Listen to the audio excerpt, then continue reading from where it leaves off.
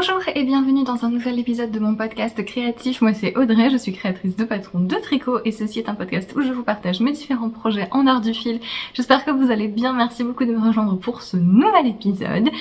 J'ai beaucoup de choses à vous montrer, beaucoup de projets automnaux qui sont finis, en cours d'être finis. Et en cours d'être finis, oui, en cours. Et pas mal de petites annonces à vous faire.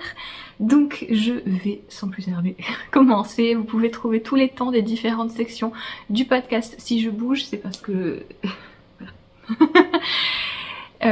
vous pouvez trouver tous les temps des différentes sections du podcast dans la description sous la vidéo. Donc si vous voulez sauter un passage ou retrouver un projet en particulier, c'est par là. Je mets aussi les liens vers tout ce dont je parle, les patrons et les laines que je vais mentionner, ainsi que les liens vers mes réseaux sociaux, mes boutiques de patrons, mon compte Patreon si vous souhaitez soutenir mon activité et avoir accès à d'autres vidéos de coulisses ou techniques. Oui... J'ai pas très bien... Ça fait quelques jours que je dors assez mal. Donc si je suis encore plus à l'ouest que d'habitude, donc peut-être à force d'être à l'ouest, je vais me retrouver à l'est.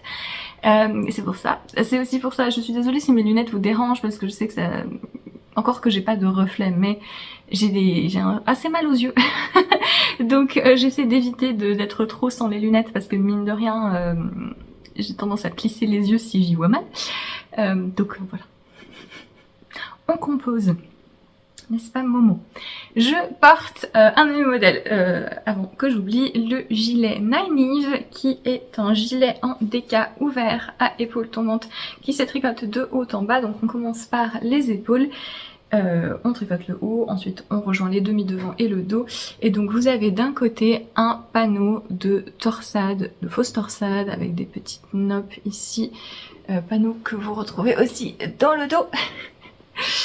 Et c'est un modèle qui peut paraître impressionnant, mais vous avez des grilles détaillées pour les rangs raccourcis, pour les augmentations d'encolure, etc. C'est un modèle qui demande juste d'être familier du point de blé, puisque c'est le point qui est sur tout le reste du gilet. Et donc si vous savez lire un peu du point de blé et le maintenir indépendamment des autres parties du gilet, c'est tout à fait accessible. C'est, je pense, le tricot que je porte le plus. Voilà, c'est un gilet hyper pratique à enfiler sur n'importe quelle tenue. Vous avez des manches droites, légèrement ballon. Je l'avais tricoté en BFL Massam de By Night, donc Nathalie de By Night, teint naturellement au nerf brun. C'était une teinture ratée qui a donné un joli vert un peu léger. Alors c'est vraiment amusant parce que la teinture végétale, elle évolue beaucoup avec le soleil et je sais, ça se voit jamais trop à la caméra. Tant mieux, mais il y a certaines zones qui sont devenues plus grisées et ça ajoute des nuances. Il y a un endroit où c'est pas très heureux parce qu'il y a comme une bande plus claire, je pense que c'est là. Il y a une bande qui est visiblement plus claire, je sais pas ce qui s'est passé, j'ai dû certainement qu'il était plié comme ça et que le soleil a dû taper à cet endroit-là. Je fais un petit peu plus attention maintenant à le ranger à l'ombre. Mais rien que vous voyez la patte de boutonnage, il y a une plus forte différence. Mais voilà, c'est le jeu de la teinture végétale, je trouve ça assez fascinant. Il y a même un endroit où c'est vert vif parce que j'avais mis de la sauce tomate dessus. Et du coup, bon, j'ai évidemment lavé le gilet et en fait c'est resté vert vif avec l'acidité de la tomate, je pense. C'est amusant. Voilà. Je m'en referai bien. À la fois je me referai bien ce modèle et il faut absolument que je me refasse des vêtements dans ce mélange. Donc sauf erreur de ma part, c'est 70% BFL ou 30% Massam, quelque chose comme ça. C'est peut-être 75-25. C'est vraiment un mélange que j'adore, c'est hyper léger. Pour de la déca, c'est un fil qui est bien gonflant, donc on peut le tricoter avec un échantillon de déca, donc ça monte plus vite. Mais c'est pas trop chaud, moi c'est un gilet que je porte même quand il fait 24 degrés, parce que c'est vraiment, ça respire bien. Et en même temps, il tient facilement chaud, enfin c'est vraiment un mélange qui respire. Si vous voulez vous essayer aux laines un petit peu plus naturelles, c'est un mélange que je conseille parce qu'il est quand même doux. Et vous avez ce drapé du BFL, ce gonflant du Massam, et ça fait un mélange qui est vraiment polyvalent pour du jacquard, c'est super. Moi, pour des torsades, j'aime beaucoup l'effet. Alors, ça fait des torsades plus floues, hein, mais moi, j'aime beaucoup. Et voilà, donc il faut vraiment que je me fasse plus, que je trouve plus de fils de ce type. Donc, By Night en a, Maison Corlaine en a. Je sais pas si vous connaissez d'autres teinturiers qui ont cette base, je veux bien les références, parce que c'est une base que j'aime énormément. Voilà. Je sais qu'elle est peut-être un petit peu plus difficile à obtenir depuis le Brexit, vu que c'est des moutons anglais, quoi. Voilà. J'imagine le mouton avec avec la tasse de thé. Bref. Je vais commencer avec un nouveau modèle qui est qui était le Cal Mystère de cette année, qui est maintenant terminé et le modèle sort de manière normale. Donc je vais vous dévoiler le modèle Ithaca, donc pour lequel j'avais organisé un Cal Mystère depuis début septembre. Et maintenant, ça y est, le cal est fini, tous les indices sont sortis et donc le modèle est disponible de manière tout à fait normale sur Ravelry et Payhip. Et donc, c'est comme tous mes cals mystères, un tour de cou en jacquard. Et donc, voilà la bête. Je vous le dis tout de suite, je me sens plus, hein, j'ai la tête comme ça, les chevilles comme ça, je pense que c'est le plus beau de mes cals mystères, j'en suis extrêmement fière. Il y a certains indices où je comprends pas, j'étais possédée, c'est pas moi qui ai designé ça, c'est pas possible, tellement j'aime sans réserve les motifs que j'ai dessinés, il y a cette espèce de décalage, je me dis c'est pas possible que moi je fais ça. Je suis vraiment très contente et absolument ravie aussi qu'il vous ait plu. Je pense que c'est mon cal mystère le plus populaire depuis c'est le 5e, donc ça fait 5 ans. Et je m'en doutais parce que le thème, on va en parler, est quelque chose d'assez populaire, mais pas à ce point. J'étais vraiment assez surbergée et étonnée, mais merci énormément pour votre soutien sur ce cal mystère. Et pour les personnes qui sont pas très mystères, etc., eh bien voilà le modèle et j'espère qu'il vous plaira également. Donc c'est un tour de cou qui se commence par un montage provisoire, ensuite on tricote, c'est un tube, hop, voilà. Donc on tricote en rond, tout en jacquard jusqu'à la fin et on referme ensuite le col avec un remaillage pour que ce soit invisible, c'est là, ici. En jersey. Si tout ceci vous embête, vous pouvez tout à fait faire un rabat à 3 aiguilles, juste vous aurez une petite couture visible sur l'endroit, mais si vous la faites dans un coloris foncé comme moi, ça ne se verra pas trop. Et voilà, donc c'est un col double qu'on met... moi je les porte, en fait, moi je les porte beaucoup comme ça, vous voyez, et si j'ai un gilet ou un manteau, bah, il reste quand même, comme c'est une double épaisseur, il y a quand même un petit peu de tombée, c'est pas lourd du tout, grâce au fil que j'utilise, mais je les porte quand même juste comme ça souvent, et ça me suffit, hein, je vais pas dans un endroit où il fait très froid, mais on peut évidemment le doubler, et alors là, voilà, ça fait vraiment un col doudou.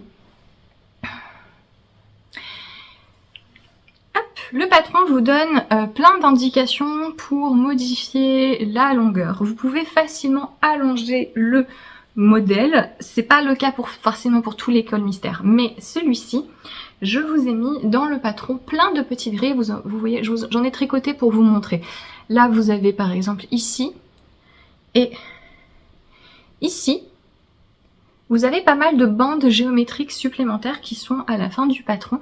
Donc si vous vous rendez compte que votre échantillon en rang est plus resserré que celui du patron et que votre tour de cou va être trop petit, et ben vous pouvez insérer comme ça des motifs supplémentaires. Il y en a beaucoup, hein. Il y a 3 pages de grilles avec des hauteurs différentes, donc vous pouvez vraiment faire votre tambouille.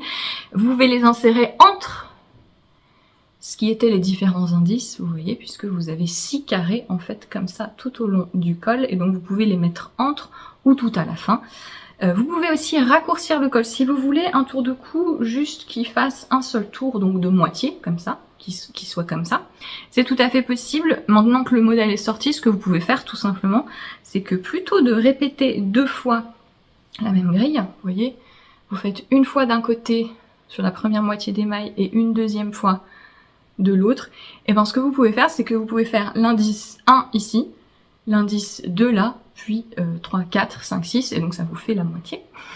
Et donc notamment si vous voulez faire pour des enfants, ça fait une taille plus raisonnable. Mais voilà, donc celui-ci est particulièrement facile à adapter en longueur, dans les deux sens. Et voilà, c'est un tour de cou qui se tricote en fingering.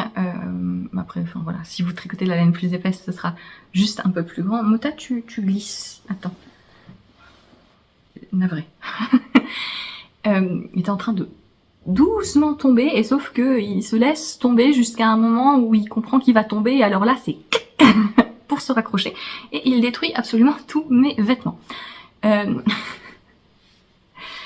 J'utilise de la fingering fine de Knitting for Olive, donc c'est la Merino de Knitting for Olive, qui est un Merino non superwash fin, qui a 250 mètres pour 50 grammes, c'est donc...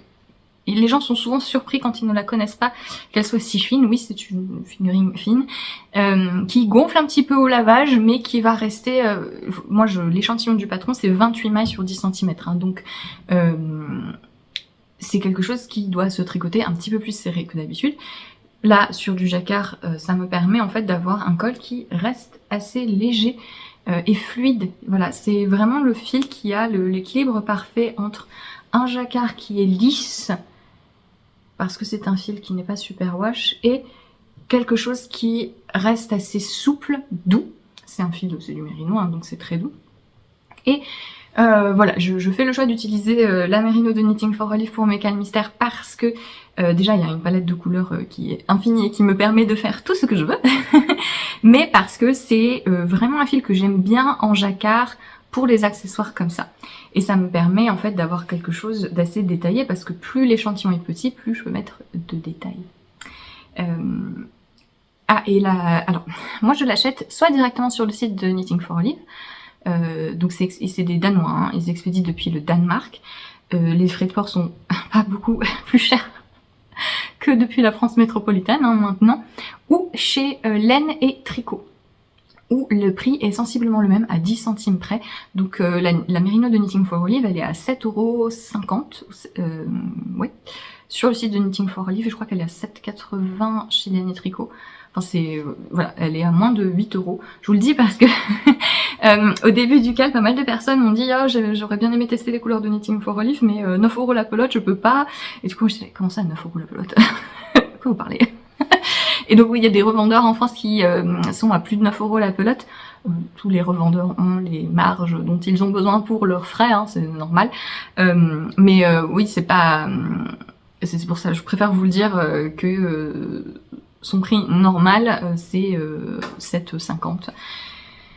C'est pas une marque chère, hein. La Knitting for Olive, c'est moyen haut de gamme, un peu comme Fonty. En fait, c'est un peu les mêmes prix. Après, Fonty n'a pas de fil très fin en laine non superwash. Ça m'embête. Donc voilà, mais voilà, juste pour dire, non, elle n'est pas... Elle n'est pas particulièrement chère, la Merino de Knitting for Olive. Enfin, elle n'est pas particulièrement pas chère non plus, hein, ça peut tout à fait ne pas être dans votre budget. C'est sûr que c'est pas les prix de Drops. En parlant de Drops, comme on me le demande souvent, généralement au fil des années, ce qui fonctionne le mieux, c'est la Drops Flora.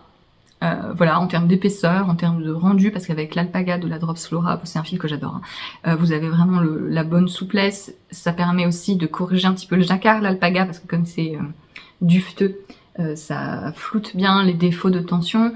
Il y a des gens qui utilisent la Drops Nord aussi, soit pour quelque chose de plus dense et plus chaud, soit vous ajustez un petit peu l'échantillon parce que c'est une sport, hein, la Drops Nord, et donc ça vous fait un col un peu plus grand. Voilà, je déconseillerais tout ce qui est les Bibi Merino et tout ça parce que c'est un peu lisse, donc, à moins que vraiment vous soyez très expérimenté en jacquard, n'hésitez pas. Là c'est bon quoi, n'hésitez pas, mais sinon plutôt la Drops Flora, la Drops Lima. Si vous aimez vraiment les laines rustiques, la Holzgarn Super Soft et tout autre fil fingering, sachez juste que si vous prenez la Arwetta de Filconana, d'ailleurs vous allez voir que je fais un col en jacquard en ce moment en Arwetta, Et pour des fils fingering de teinturier aussi, pensez juste que si vous avez un écheveau de 400 mètres, ça ne suffit pas. Voilà. C'est pour ça que moi j'utilise des pelotes. Donc voilà.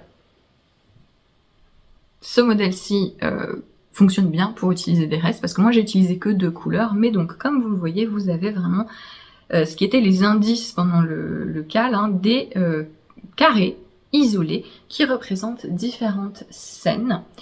Et donc le thème du Calmystère de cette année, au cas où je ne sais pas assez bassiner avec, c'était l'Odyssée. Donc l'Odyssée d'Homère, qui est un de mes récits préférés.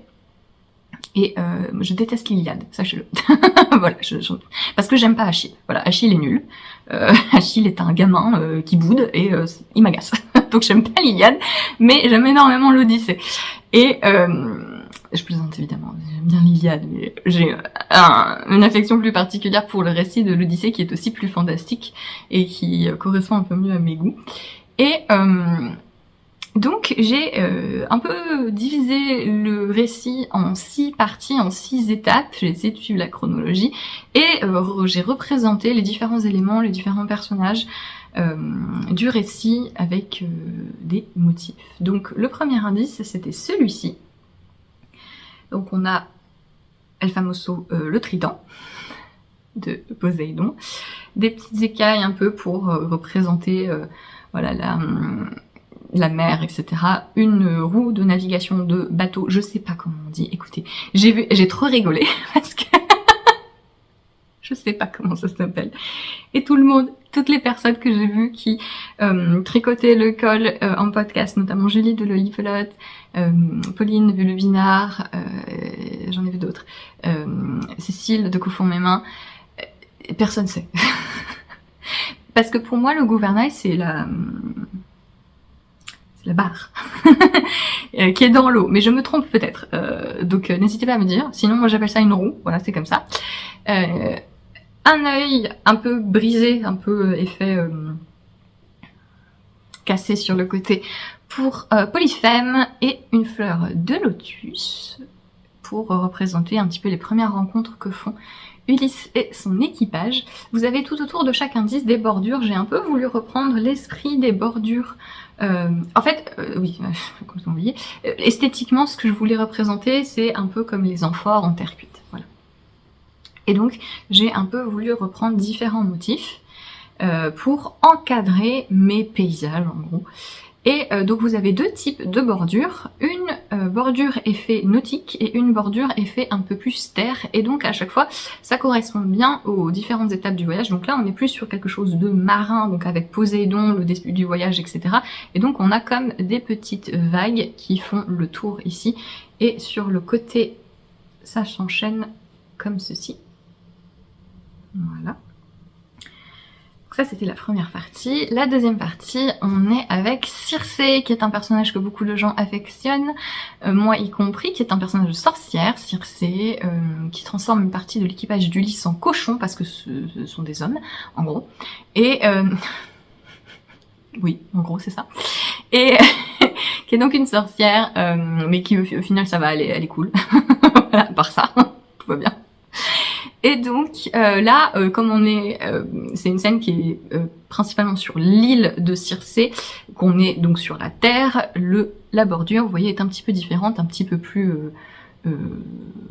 rigide, rocailleuse, en gros, avec ces piliers qui... je crois que c'est Julie de Lolipelote qui disait que ça faisait des colonnes, comme des colonnes grecques ou romaines. Eh bien, sache que je ne l'ai pas du tout fait exprès. Mais que maintenant je vais dire que si, bien sûr, c'était complètement pensé, évidemment. Voilà, mais c'est vraiment le truc le plus amusant avec les calmystères. Les calmystères qui sont à interprétation comme ça. C'était notamment le cas avec le deuxième calmystère qui était sur les éléments. C'est que les gens trouvaient des symboliques et que moi j'étais pas du tout c'était pas du tout intentionnel, et du coup je peux tout à fait paraître plus intelligente, bien plus intelligente que je ne le suis grâce à vous, et dire si hein, c'était complètement prévu, j'ai fait exprès, hein, voilà. Mais donc pour ce qui est de l'indice de Circé, En soi, j'ai représenté des petits branchages, des herbes, puisque la spécialité de Circé, ça va être surtout les potions, les loups, qui est un des animaux, euh,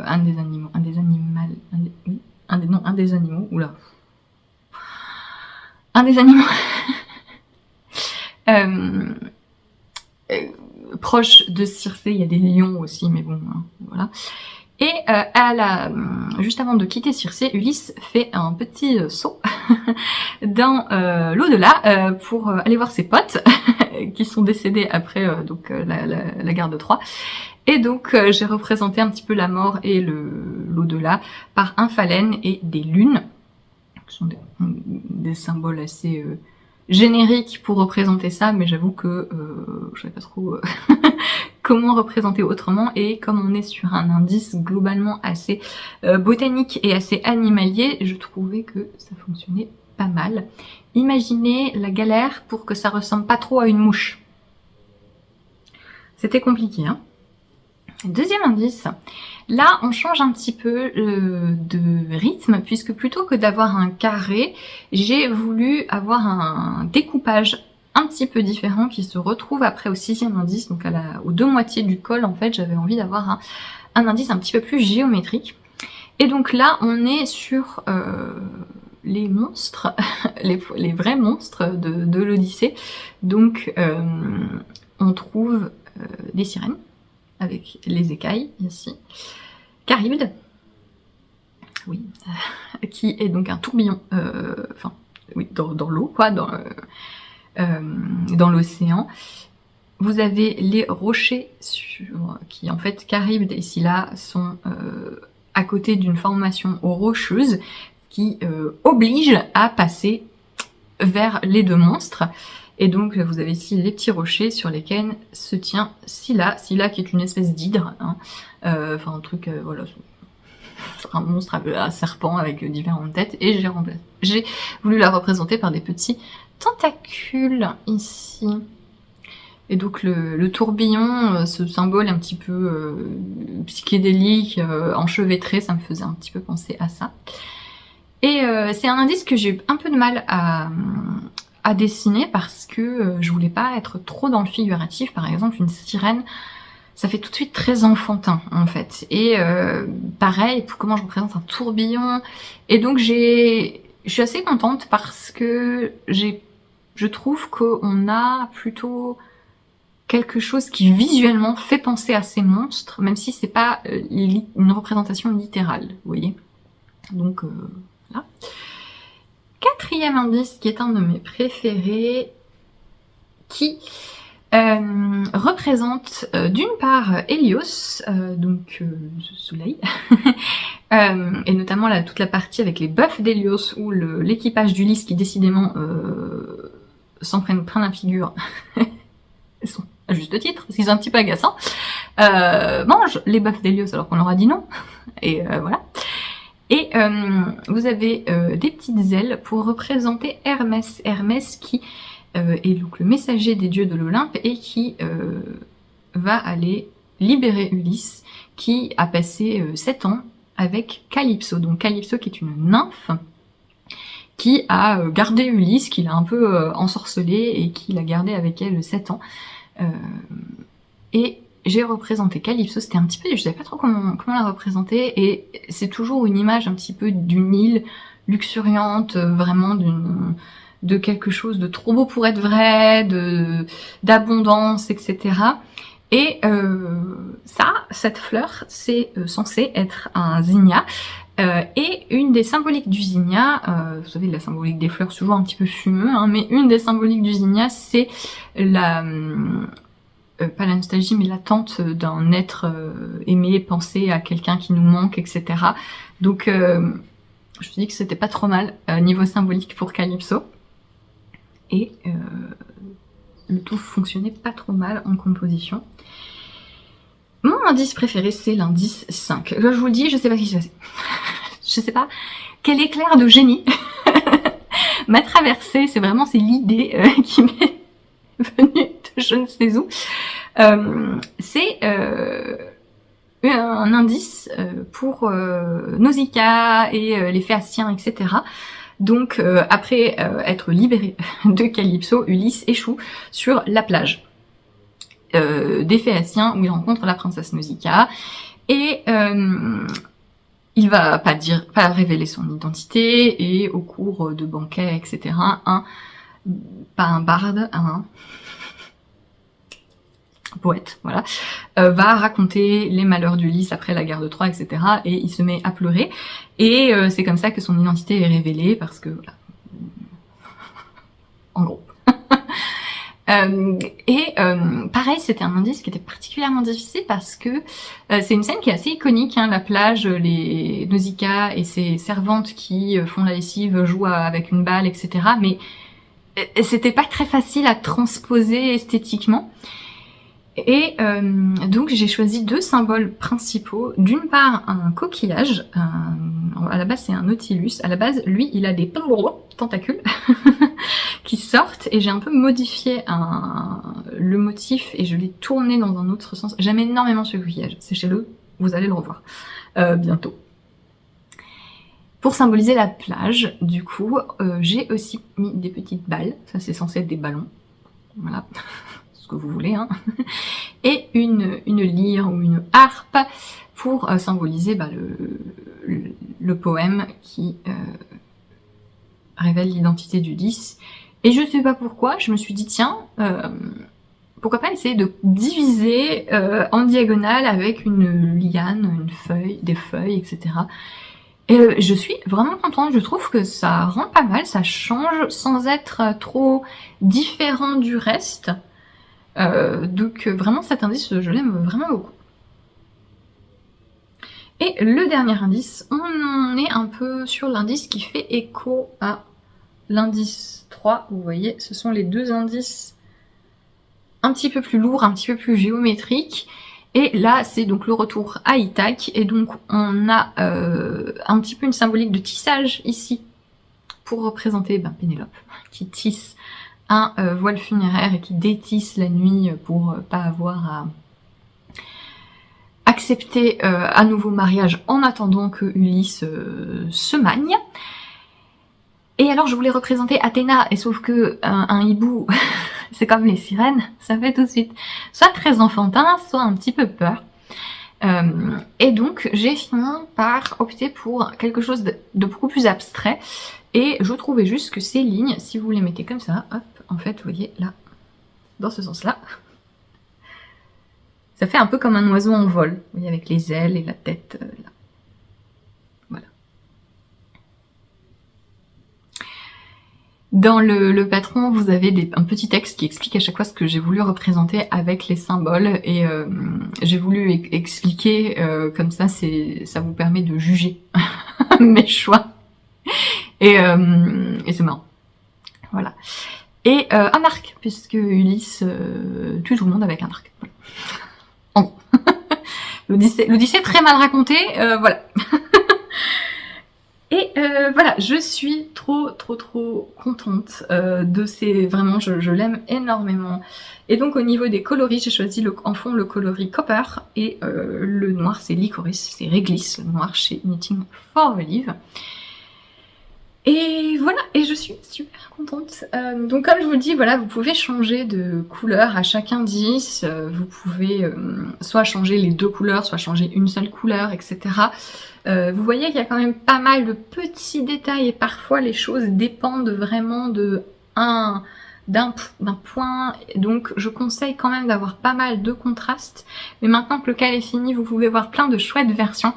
Donc n'hésitez pas à regarder sur Ravelry ou sur Instagram pour avoir quelques inspirations de couleurs.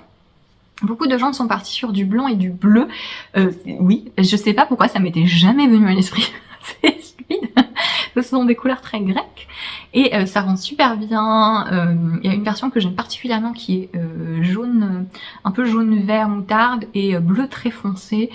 Il y a des gens qui ont fait plutôt blanc et beige, etc. Et voilà, il y a des gens qui ont fait aussi multicolore, et ça fonctionne très bien aussi. Voilà. En termes de difficulté, c'est du jacquard en rond Donc voilà, ça demande de regarder la grille, hein, parce que ce sont pas des motifs répétitifs, donc c'est pas quelque chose que vous allez pouvoir retenir. Donc en fait, faut avoir l'attention sur la grille, mais en termes d'exécution, il y a assez peu de croisements de fils, donc si vous êtes motivé, en fait, il n'y a pas de raison, parce que au niveau de la tension, c'est un type de projet qui pardonne beaucoup. Faut juste de la patience, parce que c'est long, c'est tout en fingering, hein, c'est assez petit. Faut regarder la grille pour suivre le motif, mais c'est pas difficile à exécuter. Il va faire nuit là, je sais pas si vous voyez, mais il fait encore moins lumineux que quand j'ai commencé à tourner. Mais voilà, en termes d'exécution, c'est pas particulièrement compliqué, on est en rond. Si vous avez des problèmes de tension, vous pouvez facilement tirer sur les fils sur l'arrière de votre jacquard qui ensuite va être caché à l'intérieur, donc c'est pas grave. Vous pouvez vraiment ne pas croiser les fils et laisser tout très lâche et on s'en fiche, hein, parce que vous allez jamais toucher l'envers. Et voilà. C'est pas le plus facile de mes calmistères, mais c'est pas le... Voilà, c'est un entre-deux, je dirais, si vous aimez les motifs figuratifs et que vous avez la patience. Voilà, pour Ithaka, que j'aime beaucoup, beaucoup. Est-ce que je vous ai tout dit? Oui, je pense. Je vous remercie encore pour votre engouement sur ce calmistère, j'étais très touchée, je suis vraiment ravie qu'il vous plaise, je vais le porter, je vais porter que ça, en accessoire cet hiver, je pense. J'ai tourné tout au long de la création du modèle et tout au long du calmistère un vlog que je publierai sur Patreon le mois prochain, je vous le redirai. Mais voilà, si jamais ça vous intéresse, je vous en reparlerai à ce moment-là. Et voilà. Est-ce que je vous fais un petit teasing pour le calmistère de l'année prochaine? Alors, on va partir... on va faire un virage à 181. C'est un peu stressant parce que celui-ci ayant tellement plu, j'ai un peu, je pense que quand je vais lancer le calmistère l'année prochaine, je vais être un peu comme ça. Donc j'ai fait le choix de partir sur quelque chose de vraiment qui, en termes de thématique, de processus et d'esthétique surtout, va vraiment n'avoir mais rien à voir. Rien à voir. Donc je vais vous mettre des photos de trucs, voilà, en lien avec ce qui se passera l'année prochaine, donc rendez-vous en août 2025, pour pas la même chose, hein, vraiment pas la même chose, d'accord. Donc faudra, j'essaie de faire une vraie cassure pour éviter que de trop souffrir de la comparaison avec Ithaka qui vous attend plus. Mais voilà, je suis déjà en train de travailler sur celui de l'année prochaine et de réfléchir parce qu'il va me demander pas mal de travail. Quelque chose que j'ai oublié de vous dire et que j'oublie tout le temps de vous dire. Si vous avez tricoté certains de mes modèles en jacquard, vous savez que parfois je vous fais deux grilles. Une grille avec un fond clair et une grille avec un fond foncé, histoire que ça corresponde à vos coloris, que le contraste corresponde à vos coloris, parce que ça peut être un petit peu compliqué si vous voyez un carré noir sur la grille et que votre fil il est blanc, ça peut être un petit peu perturbant. C'est pas quelque chose que je fais systématiquement et c'est notamment quelque chose que je ne fais pas sur les calmistères parce que c'est trop long. Voilà, c'est énorme, hein, et c'est un truc que je dois faire maille par maille en fait. Et donc j'ai fait le calcul pour le col sans les motifs supplémentaires. J'ai même pas calculé les motifs supplémentaires, mais disons les 6 indices principaux du col, la grille représente 24 570 cases, d'accord. Donc je peux pas faire les deux contrastes. Et donc je fais le choix de vous mettre juste une seule grille, parce que aussi comme on est juste en rond, c'est pas comme un vêtement, ou quand je vous fais des modèles où c'est des pulls, où vous devez faire plusieurs choses en même temps, je trouve que c'est mieux de vous donner les deux contrastes, parce que comme ça vous fait un truc en moins à penser. Là, c'est le seul truc auquel il faut penser, de suivre la grille. Donc la grille, elle est sur fond clair avec les motifs foncé, c'est la manière un petit peu traditionnelle. Enfin, la majorité des modèles en jacquard en fait vous donnent la grille avec les couleurs du prototype. Voilà. Moi j'essaie de donner une grille en noir et blanc parce que c'est plus neutre et donc le fond est clair et les motifs sont foncés, ce qui correspond à ce que j'ai fait moi, d'accord? Donc si vous voulez vous faciliter la tâche, respectez ce contraste. Il faut que votre couleur de fond soit plus claire que la couleur qui va faire les motifs. Après, c'est pas insurmontable, hein, c'est juste une petite mécanique et on s'habitue. Et comme je vous le dis, sur un modèle comme ça, c'est comme il n'y a pas 1000 trucs à faire, en fait, tout tricoter juste en rond tout le temps. Voilà, c'est le petit sacrifice que je fais en ne mettant qu'une seule grille. Et j'y ai pensé parce que celui de l'année prochaine, je vais pas avoir le chat, le chat. Bon, j'ai un chat, hein.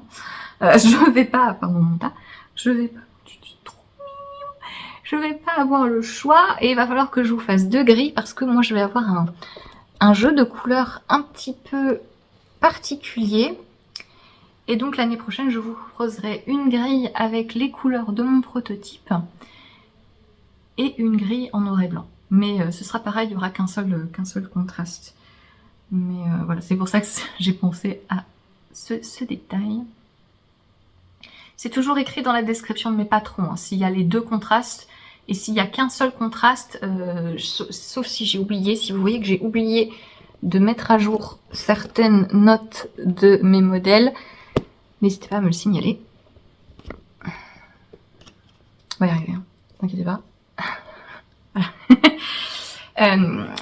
Normalement j'écris, il y a un seul contraste, fond clair, motif foncé, où il y a les 2 contrastes. Voilà, donc c'est toujours écrit dans... Je sais que les notes de description de mes patrons sont interminables, mais lisez-les. Pour une raison.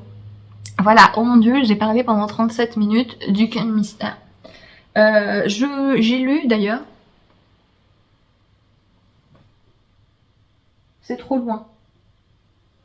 C'est où? Je ne sais plus où c'est. Oh, c'est trop loin. Vous le voyez pas.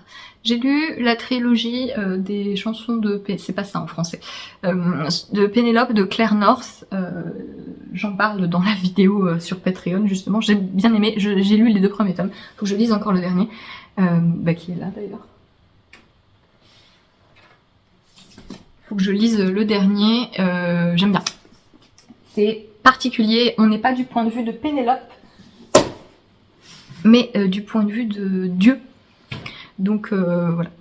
Mais si jamais le lien se fait.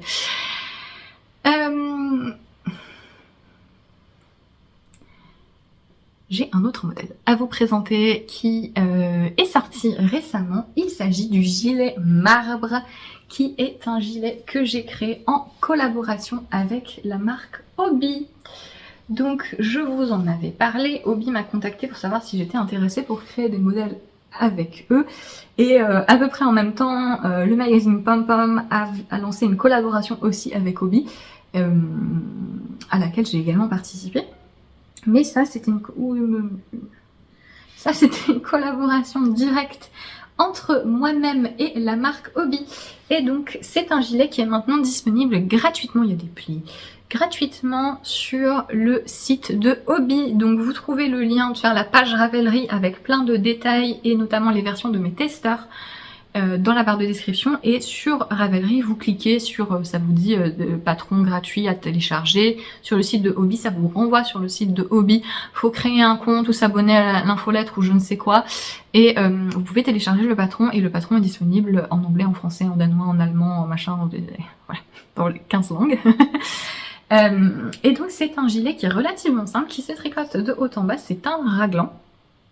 Et il se tricote tout en point de rayures tricolores. Et donc c'est principalement du point mousse, en fait, vous faites quasiment que des rangs à l'endroit, ce qui est pas mal quand c'est un gilet, parce que comme ça vous n'avez pas beaucoup de rangs en vert. Vous avez de temps en temps un rang en vert qui crée cet effet texturé. Et donc vous alternez 3 couleurs, et en fait vous ne tricotez qu'une couleur par rang. Comme vous avez 3 couleurs, ça fonctionne bien. Et même à plat.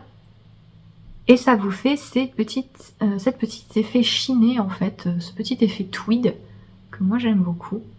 C'est un motif qui est simple à tricoter, hein, faut juste compter, c'est 8, 8, 8, 8, 8, et c'est le 8e rang qui est tricoté à l'envers. Donc voilà, c'est un rythme à prendre, vous avez pas trop... Enfin, ça se prend facilement parce qu'une fois que vous avez fini un rang, en fait, vous savez que vous devez prendre la seule couleur qui est disponible à la fin de ce rang-là. Donc c'est un rythme qui est assez intuitif. Les raglans, eux, et ça par contre, faut faire attention, sont faits en jersey pour avoir une petite démarcation de texture. Il y a un léger col V sur le devant, c'est un gilet ouvert hein, qui est un petit peu enveloppant, qui se porte avec pas mal d'aisance. Après, la coupe est assez polyvalente, si vous voulez le porter avec moins d'aisance, hein, ça fonctionnera aussi. Les manches sont droites et légèrement resserrées à la fin, puis on fait des côtes de 2 et on relève la patte de boutonnage sur le devant, le col pour faire, pas la patte de boutonnage du coup, l'encolure, pour faire des côtes de 2, ça se voit pas à cause du fil que j'ai utilisé, mais c'est bien des côtes de 2. Vous pouvez faire des boutons, hein, voilà. Si jamais vous voulez mettre des boutons, ça fonctionne très très bien, vous rajoutez des boutonnières, c'est tout, à peu près au milieu. Vous tricotez le milieu de vos côtes, vous faites vos boutonnières là, faites les boutonnières au milieu des pattes de boutonnage et pas au bord, parce que ça aggrave fois 1000 le problème des boutonnières qui gondolent comme ça. Si le bouton est au bord, parce que ça tire au bord, alors que si le bouton est au milieu, ça évite pas mal le problème. Et voilà. Je vous mets une vidéo où je le porte que j'ai prise tout à l'heure. Elle va bien avec ma tenue en dessous, j'ai pas fait exprès, mais ça fonctionne plutôt bien. Et donc j'ai utilisé la Divina de Hobbii, qui est un mélange d'alpaga, laine et nylon, polyamide, qui est un fil soufflé, chaînette en fait, assez étonnamment léger. Voilà, pour ce genre de fil, moi c'est vrai que j'avais un peu l'a priori que ça allait être lourd, pas du tout, mon gilet est assez léger. Mais c'est le genre de fil qui va tenir chaud, notamment parce qu'il y a principalement de l'alpaga. J'ai bien aimé le tricoter. Ce que j'aime bien avec ce fil en particulier, c'est les coloris sont chinés. Et notamment le coloris qui est le coloris un peu taupe grisé. Vous allez jamais réussir à le voir, hein, mais... j'ai plus de pelote. Il est vraiment il y a de très jolies nuances, même un peu ocre et violet à l'intérieur. J'ai été agréablement surprise au blocage parce que je l'ai lavé. Je me suis posé la question. Comme c'est un fil soufflé de l'alpaga, est-ce que je le mouille pour le laver? Je me suis dit, allez, j'y vais, crash test. Il a pas trop bougé, il s'est un peu allongé, il s'est assoupli, le tricot s'est assoupli, mais il s'est pas hyper détendu. Donc plutôt bonne expérience au tricoté avec la Divina de Hobbii.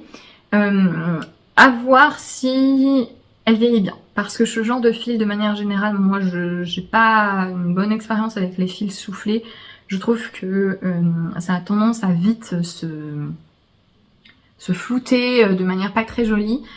Et donc à voir, je vais le porter cet hiver parce qu'il est vraiment hyper doux. C'est très doux, voilà, c'est très très doux, hyper confortable. C'est un peu un projet risqué pour ce genre de fil dans le sens où c'est du point mousse. Après j'ai compensé ça en faisant en sorte, en relevant voilà, la bande d'encolure, ce qui rajoute de la structure. Donc ça va être un bon moyen de voir si ce fil résiste à l'usage. C'est un fil qui est très similaire à la Dropster. Et vous avez aussi la coton mérino de Katia que moi j'ai utilisé plusieurs fois et que j'aime bien. La coton mérino de Katia, je trouve qu'elle s'en sort pas trop mal, même si je l'ai extrêmement malmenée. Donc voilà, c'est ce genre de fil un peu soufflé. La Divina de Hobbii, elle n'est pas donnée, hein, son prix normal c'est autour de 13 €, presque 14 je crois, la pelote. Donc même si il en faut relativement peu finalement pour un gros gilet, même si vous voulez faire plus long, etc. Ça reste quand même un certain coût. Hobbii a très régulièrement des promotions, etc. Donc si jamais ce fil en particulier vous intéresse, n'hésitez pas à regarder quand est-ce qu'ils font des promotions. Mais sinon, il vous faut en fait un fil plutôt worsted à rang.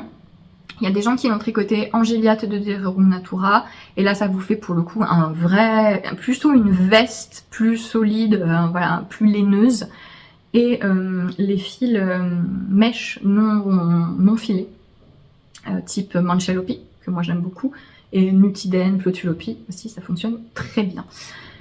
Voilà, c'est un projet qui monte assez vite, hein, puisque comme je vous dis, c'est quasiment que des maillons droits et en assez grosses aiguilles, qui est donc voilà, un patron gratuit. Je voulais parler un petit peu de la collaboration avec Obi parce que je vous en avais parlé au mois d'avril quand j'étais en train de travailler dessus. Et donc je voulais vous faire un petit retour du coup sur le fait de travailler avec Obi. Je suis globalement vraiment très contente de l'expérience parce que surtout ça me permet de vous donner des patrons gratuits dans des bonnes conditions pour moi. Je vous l'avais dit hein, au cours des vlogs que j'avais fait en avril, il y a beaucoup de marques qui demandent comme ça à des créateurs de faire des patrons exclusivement pour les marques. Et sauf que jusqu'à présent, les rémunérations qui étaient proposées étaient ridicules. Je vais le dire, hein, c'est ridicule. Et à chaque fois que moi je donnais mon tarif, c'était pas possible. Un tarif qui est décent, c'est pas Byzance non plus. Hein. Ça revient à la moitié du SMIC horaire. Pas tout à fait. Voilà. Donc c'est pas que, pensez pas que je demande, j'ai des demandes déraisonnables. Mais voilà, c'est pas, comme je vous dis, c'est pas non plus énorme le tarif que je demande à ces marques. Mais c'est un tarif qui est décent vu les conditions de travail, parce que là, en prenant en compte aussi ce qu'apporte Obi dans la Obi ou notre marque dans la collaboration, là en l'occurrence Obi fournissent la laine évidemment, traduisent le patron dans toutes les langues, donc j'ai juste eu à leur envoyer le patron en anglais, donc forcément ça me fait moins de travail hein, si j'ai pas à traduire le patron. Eux font le SAV, donc si vous avez un problème avec le patron, faut demander à Obi. Je vous réponds. Voilà. Il n'y a pas de souci. si vous êtes là et que vous me suivez, il n'y a pas de problème que vous me suivez. Voilà. M'explique très très mal. C'est juste que s'il y a des gens qui peut-être ne me connaissent pas et ont des questions sur le patron, ils vont directement contacter Obi. Mais évidemment que si vous avez besoin d'aide sur le modèle, c'est quand même mon modèle, donc je peux vous aiguiller bien sûr. Si vous savez que c'est moi la designeuse et que vous pouvez me contacter. Voilà. Donc le tarif que je demandais prend ça en compte. Donc comme je vous le dis, c'est pas énorme, mais jusqu'à présent c'était jamais accepté par les marques. Et Obi, aucun problème. Obi, ouais, tranquille, pas de souci. Voilà. Et donc j'étais très agréablement surprise. Il y a du mieux. Chez d'autres marques aussi, on va en reparler. Je suis très contente parce que j'ai vraiment l'impression qu'il y a beaucoup de marques commerciales, industrielles, comme ça, peu importe comment vous voulez le dire, qui développent de nouvelles façons de travailler avec des designers indépendants qui sont plus respectueuses de ce travail. Et donc je suis plutôt contente. Et dans le cas de Obi, eh bien, l'avantage de pouvoir vous donner des patrons gratuits tout en étant rémunéré, parce que moi c'est très important pour moi de donner des patrons gratuits. J'essaie de le faire une fois par an, mais c'est du coup je travaille à rien en fait. Voilà, pour rien. Enfin pour rien non, mais j'ai pas de rémunération, donc ça me prend sur du temps de travail. Et donc là le fait de pouvoir le faire tout en étant quand même rémunéré, c'est inestimable comme avantage. Et ça m'a permis du coup cette année de vous sortir 2 patrons de vêtements, qui plus est, parce que forcément les patrons de vêtements c'est encore plus une charge de travail. 2 patrons de vêtements gratuits, donc vous avez le gilet marbre et je vous en avais parlé au début de l'été, le t-shirt diaphane qui du coup était aussi disponible chez Obi. Voilà, donc ça pour moi c'est ultra positif, je suis très contente. Je sais pas si je le referai ou dans quel avec quelle fréquence je retravaillerai avec Obi, parce que voilà, il y a eu quelques soucis d'organisation après et qui reviennent toujours un petit peu au même hein, avec moi. C'est il y a une certaine désorganisation, il y a eu des soucis au niveau du test, des testeurs qui ont reçu la laine dans des conditions pas ouf.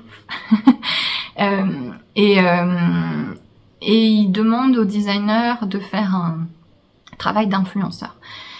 Et alors je parle pas de juste partager la sortie du patron, ça, évidemment.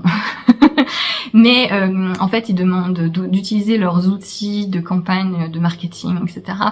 Et voilà, il y a eu quelques soucis de communication, on me demandait de faire des trucs un peu à la dernière minute. Et d'un autre côté, eux, par exemple, ils m'ont pas prévenu de la sortie du gilet marbre. J'avais demandé à ce qu'on me dise à peu près la date, prévenez-moi, ou au moins quand c'est sorti, envoyez-moi un mail. Non. J'ai appris qu'il était sorti grâce à Miss Manu au naturel. J'ai vu sur Instagram, donc Miss Manu Naturel qui avait testé le gilet marbre, qui avait mis une story sur Instagram pour dire « Oh, le gilet marbre est dispo sur le site de Hobby, etc. » J'ai vu sur Instagram, je me suis dit « Ah bon ? Ah merci !» Donc merci Emmanuel pour ce travail de communication. Donc voilà, ce genre de truc, je suis assez rigide, moi, niveau organisation, c'est un défaut. Et c'est pour ça que je fais assez peu de collaborations en fait avec des marques, parce que s'il y a un problème d'organisation qui se répercute sur moi, ça fait que moi je ne veux pas être organisée, et ça fait que si j'ai d'autres projets avec d'autres personnes, eh bien ça les impacte à elles, c'est moi qui ai l'air pas organisée. C'est un peu un ruissellement de désorganisation et d'incompétence, et ça m'agace. Donc voilà, je fais assez peu de collaboration pour ça, hein, parce que je veux pas imposer ma névrose et ma non-flexibilité à d'autres personnes qui font rien de mal, hein, c'est juste moi j'ai besoin que les choses soient assez carrées. Et là avec Hobby il y a eu quelques petits accros, mais minimes. Donc voilà, je tenais quand même à le dire pour être transparente. Si vous êtes designer et que vous voulez participer, Hobby en fait a des campagnes de design ou que Hobby vous contacte directement. Pour moi, c'est une assez bonne expérience, mais voilà, prenez en compte le fait que c'est une grosse machine et qui a pas forcément qui n'a pas forcément l'efficacité dont qu'on pourrait attendre, comparé à d'autres marques qui sont au contraire hyper réactives. Voilà. C'est comme ça. Mais j'espère en tout cas que le gilet marbre vous plaira. C'est voilà, un gilet doudou pour l'hiver. Et comme je vous le dis, je suis vraiment contente des 2 modèles gratuits que j'ai pu sortir avec Hobby. Et c'est tout. Ce podcast va être interminable. Horrible. C'est trop mignon, maman.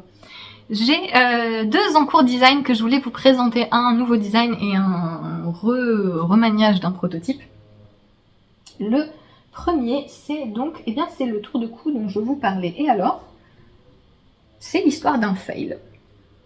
Donc ça va être encore une histoire qui va prendre une demi-heure. C'est l'histoire d'un fail de couleur. Je sais pas si vous avez vu vous aussi, alors j'espère tellement de tout cœur que ça va devenir une tendance, mais il y a pas mal de modèles qui sortent et qui font un effet patchwork avec différents motifs géométriques comme ça. En fait, moi il y a plus d'1 an, j'ai passé pas mal d'après-midi en salle d'attente de dentiste pendant que Marius se faisait charcuter le pauvre.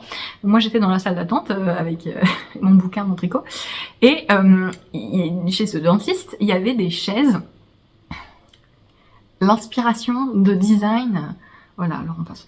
Oui, moi je suis inspirée par l'Odyssée, machin. Ouais, bon écoutez, les chaises de la salle d'attente de mon dentiste avaient un motif géométrique comme ça, avec en fait plein de motifs géométriques, genre des motifs pieds de poule, des petites croix, des vaguelettes, des petits motifs répétitifs géométriques, façon patchwork, tout agencé ensemble. Les chaises étaient noires et blanches. Et j'ai trouvé ça trop sympa, et donc en rentrant de chez le dentiste, j'avais dessiné une grille. Donc ouais, je sais pas, ça devait être fin automne de l'année dernière. Et depuis, j'attends d'avoir le temps et le bon projet pour utiliser cette grille que j'avais dessinée. Et entre-temps, j'ai vu pas mal de modèles qui étaient un peu sur cet esprit aussi. Je pense par exemple, après coup, en fait, j'ai pensé au modèle de Florence Perling, vous savez, qui fait des projets en intarsia, notamment des petites écharpes, tout ça. Et il y a ce fameux pull noir et bleu, non pas noir et bleu, blanc et bleu, d'une créatrice norvégienne. D'ailleurs, je crois que le patron est distribué via la marque Raumagarn.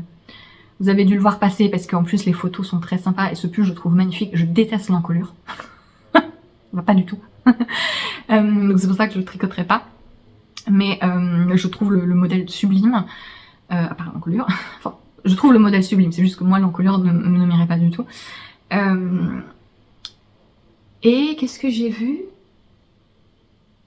Il y a un gilet dans un livre publié par le magazine japonais Amirisu, et genre avant-hier, j'ai vu Alice Hammer a sorti un gilet sans manches, pareil avec un espèce de fouillis de motifs géométriques. Donc je ne sais pas s'il y a... Non mais te gratte pas. Il a la sale manie de se gratter quand j'ai mon tricot sur lui, et donc souvent, bah il y a mon tricot entre sa patte et sa peau qu'il gratte. J'ai qu'à pas mettre mon tricot sur lui. Après tout. Et donc je sais pas s'il y a une tendance qui émerge. Bref. J'avais eu envie d'utiliser de la Harwetta de Filcolana parce que c'est pas cher, il y a 1000 couleurs, c'est pratique, c'est une line fingering. J'ai décidé de faire un tour de cou, entre autres, avec cette grille que j'avais dessinée.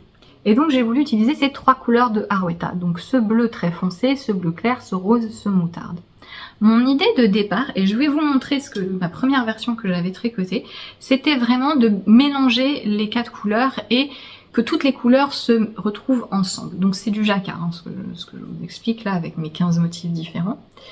Et donc bah là je pense que vous voyez, c'est moche. Ça ne marche pas du tout. Autant je trouve que les 4 couleurs ensemble sont très jolies. En rayures, voilà, ça fonctionne super bien. Autant en jacquard, dès que je n'utilise pas le bleu très foncé, ça ne va pas. Et donc là particulièrement avec le moutarde et le rose, on voit pas du tout les motifs. Alors que c'est des motifs géométriques, je vais vous montrer ma deuxième version, c'est des motifs géométriques assez clairs. Hein. Et donc ça va pas du tout. Et j'avais tricoté un peu plus, j'avais fait une section avec le rose et le bleu clair, et pareil, c'était pas aussi moche que là, mais pareil, ça se voyait pas très bien. Je vais vous mettre une courte vidéo où on voit ce que j'avais tricoté en bleu et rose. Et donc, en voyant que même le bleu clair et le rose ensemble, ça n'allait pas, je me suis dit, ok, c'est bon. Ça ne rend pas du tout comme je voudrais, donc tant pis, je change. Et ce que j'ai fait, donc ma deuxième version, je vais juste utiliser tout le temps mon bleu foncé en contraste, et les 3 autres couleurs, je les alterne en couleur de fond uniquement. Voilà, donc ça fait moins effet patchwork que ce que je voulais, mais ben on apprend. Et donc là, vous voyez, c'est mieux, hein, c'est quand même beaucoup mieux. Vous voyez la différence? Quand je vous disais que c'était un motif qui était quand même assez flagrant.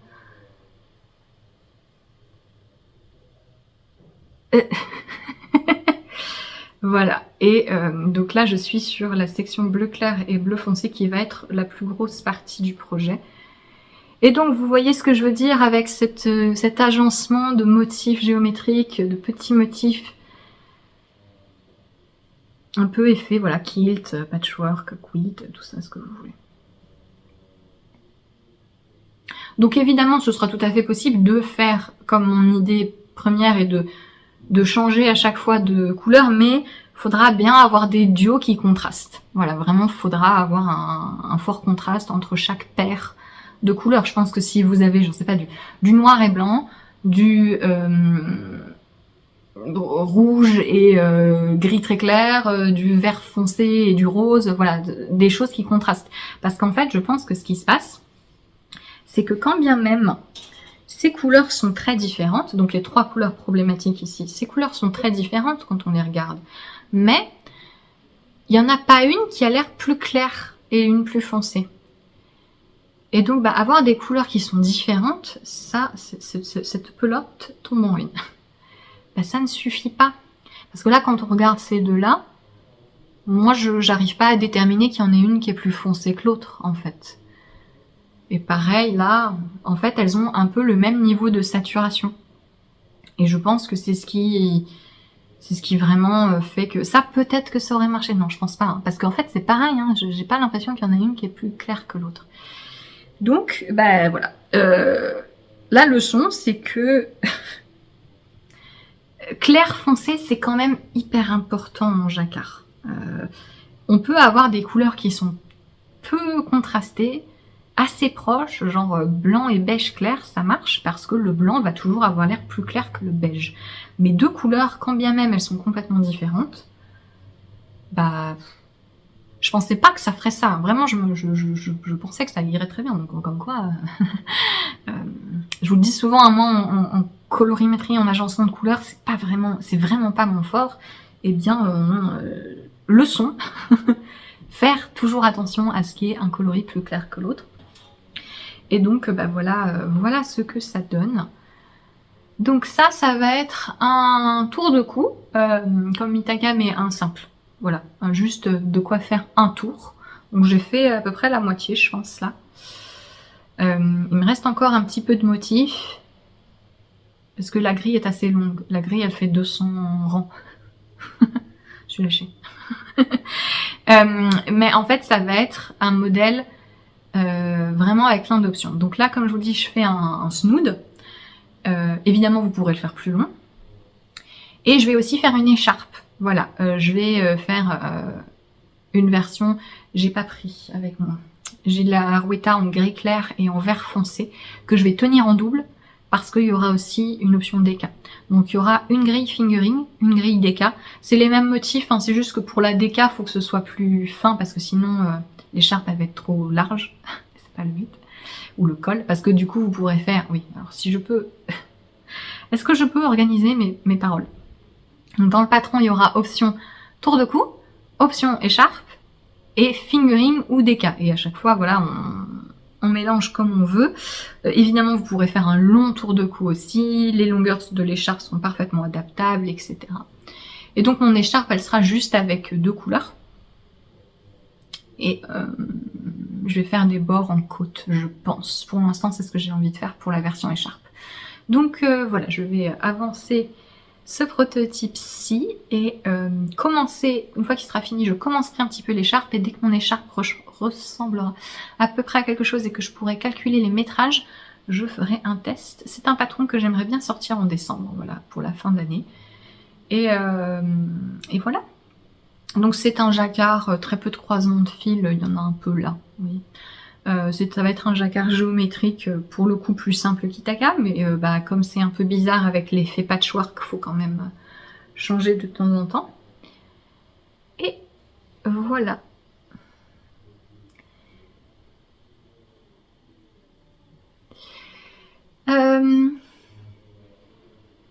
Voilà, je pense que je vous ai tout dit sur ce modèle qui est en cours. Et ce petit fail de couleur.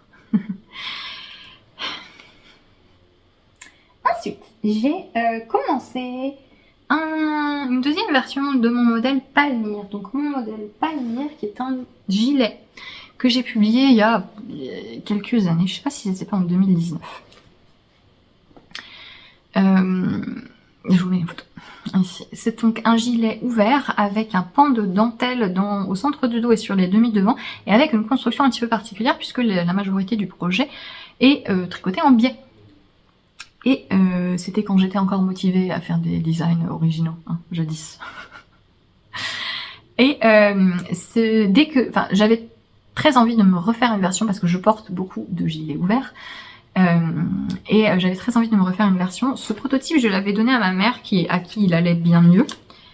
Et elle l'a mis en machine.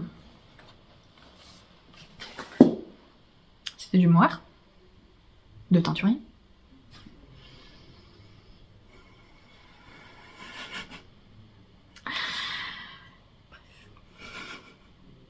Donc quand elle a fait ça, on peut déshériter ses parents, comment on fait? C'est pas ça, la pauvre, elle se sentait hyper mal en plus. Quand elle a fait ça, du coup ça a un peu relancé mon envie de me faire ma propre version. Et je me suis dit, allez c'est bon, je cherche la laine pour le faire. Et en même temps, qu'est-ce qui se passe ici là? En même temps, j'ai vu passer sur Instagram une teinturière américaine, Long Dog Yarn, qui faisait une collection sur la série, inspirée par la série Our Flag Means Death. qui est une série que j'adore, qui n'a jamais été distribuée en France, c'est un cauchemar. C'est une série de HBO, il y a 2 saisons, c'est une série humoristique, c'est débile, hein, je vous préviens, c'est débile. C'est vraiment cet humour absurde, c'est parfaitement stupide, stupidement parfait. Voilà, si vous aimez l'humour un peu anglais, c'est très drôle. C'est sur des pirates. En fait, c'est sur un noble britannique qui pète un câble et décide de devenir pirate. Sauf que il peut du tout. Il est très propre et donc il instaure ses valeurs de la noblesse. Donc il paie ses pirates un salaire, il leur donne des congés payés. Enfin bref, c'est très drôle, c'est débile, c'est très drôle. Ok. Cette série, vraiment je l'adore. Je l'ai regardée, je l'ai vue à un moment où j'allais pas très bien et ça a pris ce côté doudou pour moi où j'ai déjà regardé la première saison 3 fois, la deuxième saison j'ai regardé qu'une seule fois parce qu'elle est sortie l'année dernière je crois. Mais c'est vraiment le genre de série que je vais re-regarder parce que c'est tellement drôle. Enfin, si vous aimez l'humour absurde, je vous la conseille. Et donc quand j'ai vu que cette teinturière faisait des laines inspirées de cette série, oui. Bon, et en plus, les coloris étaient absolument magnifiques. Donc j'ai pris plusieurs coloris parce que vraiment, c'était c'était parfait. Et elle propose pas mal de bases, ce que j'aimais bien, et elle proposait des précommandes. Donc en fait, on pouvait vraiment choisir ce qu'on voulait. Et elle a notamment de la sport, qui est ce avec quoi on tricote le gilet Palmyre. On peut le tricoter avec de la DK aussi, hein, si on veut quelque chose de plus dense, mais c'est prévu pour de la sport. Et donc j'ai pris ce coloris, qui est un vert olive kaki. Ouais, vous avez à peu près la bonne couleur. Que je trouve très très beau. Dans sa vase donc sport, c'est du Merino Super Wash Sport, voilà, 300 mètres pour 100 grammes. Base de teinturier sport classique. J'aime énormément le fil sport, je n'arrêterai jamais ma propagande. Je trouve que c'est bien mieux que tout. Ça va plus vite que de la fingering, c'est pas aussi chaud que de la DK, ça revient moins cher parce qu'il y a plus de métrage dans les écheveaux, donc faut tricoter de la sport, ok. Et ça c'est le coloris Another Nose for the Nose Jar. Les gens qui ont vu la série, oui c'est dégueulasse, mais c'est un joli vert. Et donc je tricote Palmyre avec ça, et je le tricote en duo avec mon amie Annelise. Et donc, comme je vous le dis, le gilet Palmyre a une construction un petit peu atypique. On commence par la dentelle. Un panneau de dentelle, ça c'est le panneau qui sera au centre du dos. Et donc, c'est une dentelle qui est relativement simple, j'avais oublié, elle se tricote un petit peu sur l'envers. Là ici, vous avez des rangs où il faut faire des jetés et des diminutions sur l'envers. J'avais complètement oublié, quand j'ai vu ça sur la grille, je me suis dit, non mais vraiment, la designeuse, c'est pas possible. Insupportable. Horrible design. Mais c'est assez facile parce qu'en fait, c'est une dentelle qui est très géométrique. Et en fait, vous avez vraiment les jetés qui avancent. Donc c'est très visuel et c'est quelques rangs. Le reste, c'est de la dentelle assez simple avec des jetés, des diminutions simples. Et donc ça va être au centre du dos, ok. Et donc je vais faire toute la longueur du dos. Donc c'est un gilet qui a une construction particulière mais qui reste extrêmement personnalisable parce qu'en fait vous faites la longueur que vous voulez et vous faites la largeur que vous voulez. Puisque donc on tricote cette bande au centre du dos. Ensuite je vais séparer, hop, et je vais tricoter séparément un côté et un côté ici. Ça va être en continu, hein. Je vais juste clic, m'arrêter là et tricoter ce côté-là comme ça, ce côté-là comme ça, pour faire donc les deux bords des demi-devants. Et ensuite, on relève les mailles sur tout le côté, ici, pour tricoter en biais, un côté vers là et un côté vers là. Donc en fait, le patron vous donne même pas de nombre de mailles à relever en tout, parce que ça dépend de la longueur que vous avez fait. Vous faites la longueur que vous voulez pour votre dos. Moi en l'occurrence je vais le faire plus court que ma première version. La première version était un petit peu longue, puisque justement pour que ma mère puisse le porter, parce que ça correspondait mieux à sa morphologie. Résultat, après son passage à la machine, le gilet il est comme ça. c'est bien la peine de le faire long.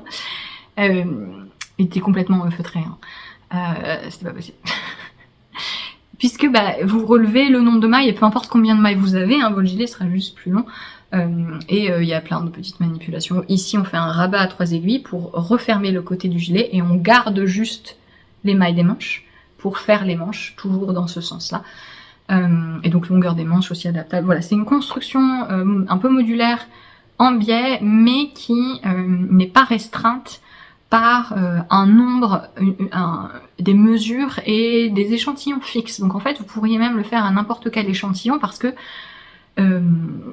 c'est plus visuel. Voilà, le patron va vous dire à vous tricoter jusqu'à ce que ça fasse X centimètres. Et donc, voilà, vous faites un peu ce que vous voulez, à la fois en hauteur et à la fois en largeur. Il y a des photos dans le patron, j'avais fait des photos étape par étape pour vous montrer toutes les étapes de la construction.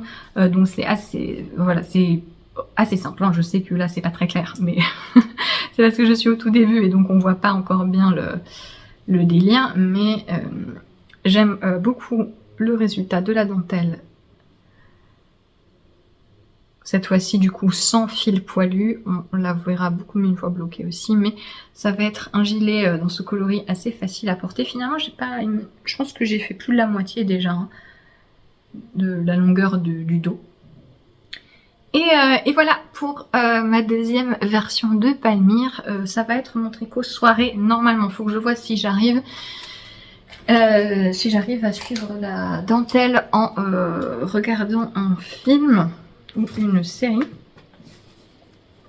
Hein, ça va parce qu'on vient de finir la saison 2 des Anneaux de Pouvoir. Donc là j'aurais pas pu tricoter ça parce que j'étais trop occupée à m'énerver. On verra la série. Bon, ça. J'ai beaucoup plus aimé la saison 2 et c'est juste hyper frustrant parce que je comprends pas pourquoi est-ce qu'ils n'ont pas fait ça dès le début. Voilà. Voilà, on va peut-être regarder des films plus faciles où je suis moins à me torturer l'esprit pour que je puisse finir ma dentelle et après une fois que j'aurai fini. C'est une dentelle qui est simple, hein, je suis sûre que je pourrais la faire même en lisant, j'ai pas encore essayé. Mais après ce sera uniquement du jersey à plat, mais donc ce sera très simple. Voilà un peu pour tous mes encours design, etc. dont je voulais vous parler dans cet épisode. Je parle plus quand je suis fatiguée, c'est terrible. Je voulais vous faire un petit point sur les 2 tests que j'ai en cours pour l'instant, parce que j'ai postulé pour un autre test. Mais c'est pas grave parce que j'en ai un qui est fini. Je l'ai fini hier. Je teste le pull Southside. C'est compliqué à dire. Hein. Southside pour Freya More. Et je l'ai fini hier soir. En râlant sur les Anneaux de Pouvoir. Je l'ai fini. Oula, la manche est longue. Bon, je verrai. Je l'ai fini hier soir. Il faut juste que je rentre les fils des manches et que je bloque. Donc voilà, c'est un pull, un gros pull doudou qui se tricote avec un échantillon assez grand. Il faut utiliser de la DK plus un fil dentelle ou directement un fil worsted ou hareng. Et c'est un pull qui se commence en haut. On commence par le dos, on fait des rangs raccourcis pour faire une forme de trapèze. On fait le haut du dos, on relève les mailles pour les demi-devants. On fait les demi-devants, on rejoint en rond pour faire le corps. Et la particularité, c'est tout en jersey sauf à la fin où on a... Oui, je vous ai pas prévenu pour le... Attention, mettez vos lunettes de soleil. On a un détail c'est pas du point mousse, hein, en fait, c'est des rangs de mailles en vert et des côtes 3-3 que j'aime beaucoup. Les rabats, tous les rabats ce sont des rabats à l'endroit. Donc c'est-à-dire que vous voyez une ligne... Oula, c'est terrible. Ça va être horrible à prendre en photo. Là, vous voyez bien. Vous voyez que le rabat, il y a comme une tresse en fait, c'est un rabat tout à l'endroit, ce qui du coup ne se fond pas du tout dans le point, ce qui est complètement à l'inverse de la mode du moment de faire des rabats tubulaires et des rabats à l'intérieur, mais moi j'aime bien cet effet. Et voilà, patron extrêmement simple, patron très bien écrit, très détaillé, c'est son premier patron et vraiment il est... super. Il est impeccable. j'ai raccourci le pull par rapport à la créatrice, mais mon fil va pas mal bouger, hein, je pense, va pas mal se détendre, puisque j'ai utilisé du Merino DK, donc la Cool Wool Big de Lana Grossa, qui est un pur Merino Superwash, qui en soi se détend pas trop pour du Merino Superwash. J'ai déjà tricoté plusieurs vêtements avec, enfin notamment un gros vêtement pour mon compagnon, et ça s'est pas détendu. Outre mesure. Et par contre, je l'ai tenu en double avec la Cétasuri de Lana Grossa aussi, qui est donc un fil dentelle de suri, alpaga et soie, qui est extrêmement doux, qui a un joli panel de couleurs. Si vous cherchez de la suri en fil industriel commercial et donc plus abordable, ça m'a l'air d'être une bonne idée. Parce que elle est très douce et il y a un beau panel de couleurs, donc ça va être assez facile à associer si vous voulez faire de la suri plutôt que du mohair. Voilà, donc faut que je bloque, faut que je fasse attention à pas trop tirer sur les manches parce qu'elles sont déjà bien longues. Mais c'est pas très grave, j'aimerais bien. Elle le porte là. Et je me dis pourquoi pas. C'est un gros pull, donc ça va plus être un pull d'extérieur, histoire d'arrêter les voitures. Donc ça me dérange pas si les manches sont un peu longues, mais pas de manière clownesque, quoi. Et voilà, c'est obligé les griffes à un moment. Ah, il manque de rien parce que... Donc non seulement il se gratte avec le tricot entre, mais parfois il a des sursauts de je me lave et donc il commence à se lécher. Sauf qu'il le fait très rapidement et j'ai pas forcément le temps d'enlever le tricot avant qu'il commence à se lécher. Et sauf que à plusieurs reprises, sa langue a attrapé mon tricot sur ce projet-là. Et sauf que du coup, comme c'était tout poilu, c'était vachement... C'était hyper... collé à lui, en fait, il n'arrivait plus à s'en défaire. Ça fait un peu, vous savez, l'écureuil dans l'âge de glace. Non, c'est pas l'écureuil, justement, c'est le paresseux qui coince sa langue contre la glace. Bref. Et il était chaque fois, c'était très drôle parce que je j'étais là, non, il était complètement en train de licher mon pull. Donc, je vais le laver. Et voilà. Comme j'ai des fils à rentrer, je vais vous filmer une petite séquence de rentrage de fils. Parce que j'ai récemment changé la manière dont je rentre les fils et je pense avoir trouvé une méthode qui est qui en tout cas pour l'instant est plus discrète que ce que je faisais avant. Donc je vais filmer ça sur juste un fil pour vous montrer un petit peu ce que je fais. Alors, ce n'est pas un tuto, c'est juste pour vous montrer ce que je fais parce que c'est pas quelque chose je suis particulièrement douée. Mais je me dis donc que ça peut être éventuellement intéressant. Ce que je faisais avant pour rentrer les fils, c'est que je rentrais verticalement. Donc je vais prendre du jersey en vert hein, comme info, comme exemple. Donc vous voyez, j'identifiais la colonne de maille, vous voyez là, hop, tous ces brins. Et en fait, ce que je faisais avant, c'est que je sautais 1 sur 2. Voilà, donc je passe mon fil dessous 1, dessus 1, hop, et j'en sautais 1 sur 2. Et je rentrais mes fils comme ça. Bon, j'attrape mal, mais vous voyez l'idée. Je rentrais mes fils comme ça, verticalement, en faisant 3 allers-retours. Sauf que ça se voit quand même pas mal. Sur des tricots qui sont un petit peu déjaugés, ou sur des fils végétales, c'est mort. Sur des fils végétaux, c'est mort. Donc c'était pas idéal. Et depuis quelques mois, j'ai commencé à faire autrement.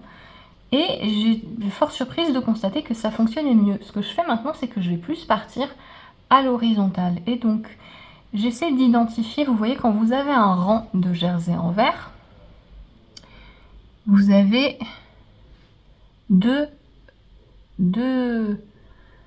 sortes de fils. Vous avez ici le fil de la maille et ici le fil qui lie les deux mailles. Et en fait, vous avez, hop, comme ça, ça fait un peu des zigzags. Donc ce que je fais maintenant, c'est que pour rentrer un fil, je choisis un des deux et je vais partir par là et je vais aller horizontalement et prendre toujours le bout, le même bout. Donc vous voyez là, si j'ai ce rang là, eh bien je vais prendre toutes les mailles du haut comme ça. Et alors je fais pas un coup vers le haut et un coup vers le bas comme ça, vous voyez. Non, je prends toujours du même côté parce que je trouve que si je fais un coup je viens d'en haut, un coup je viens d'en dessous et en haut et en dessous comme ça, je trouve que ça rentre le fil de manière trop lâche et ça se voit un petit peu. Alors que si je prends toujours de la même façon, un peu pour entortiller le fil, j'espère que vous voyez ce que je fais, hein. Un peu pour entortiller le fil comme ça. Alors c'est pas forcément nécessaire de rester vraiment sur le même rang parfaitement, non. Au contraire, partir en diagonale c'est mieux. Mais voilà, donc je vais faire ça 3 fois. À chaque fois j'étire bien pour que ça reste souple. Et là je vais repartir un peu dans l'autre sens en faisant la même chose. Hop, là, je vais prendre ce rang là.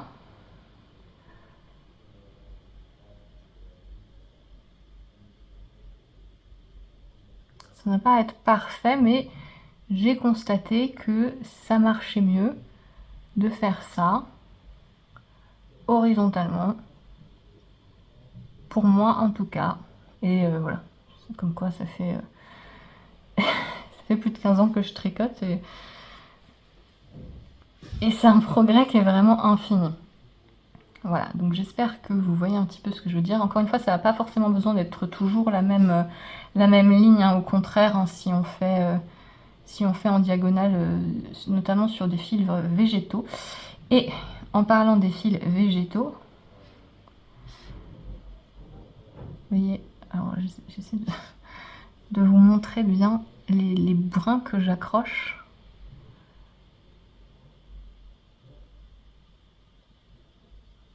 Voilà. Donc encore une fois, si on reste pas tout le temps sur le même rang, c'est pas grave, c'est même mieux. Sur des fibres végétaux, ce que je fais, c'est que je divise le fil en deux. Donc il y a plusieurs brins sur les fils en général, surtout sur les fibres végétaux.